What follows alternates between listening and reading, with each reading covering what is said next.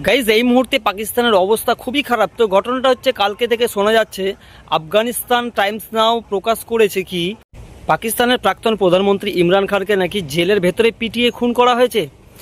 আর 2022 সালে কিন্তু এই যে বর্তমানে পাকিস্তানের যে সরকার আছে তারা কিন্তু অ্যারেস্ট করেছিল। অ্যারেস্ট করার পর কিন্তু অত্যাচারও চালাতো অতিরিক্ত পরিমাণে। মোটামুটি 4 সপ্তাহ আগের থেকে ইমরান খানের সঙ্গে কিন্তু দেখা করতে দেওয়া হচ্ছিল না তাদের বোনদের। তো এই নিয়ে কিন্তু 1 সপ্তাহ আগে পর্যন্ত তারা জেলের সামনে ধর্নায় বসে পড়ে, মানে ইমরান খানের বোনেরা।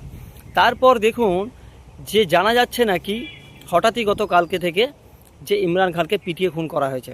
তারপর ভাবতে পারছেন যে পাকিস্তানে এই মুহূর্তে কি পরিস্থিতি হতে পারে। ইমরান খান যদি সত্যিই মারা যায় তাহলে কিন্তু পাকিস্তানের অবস্থা কিন্তু কঠিনই খারাপ, গৃহযুদ্ধ একদম 100% হবে।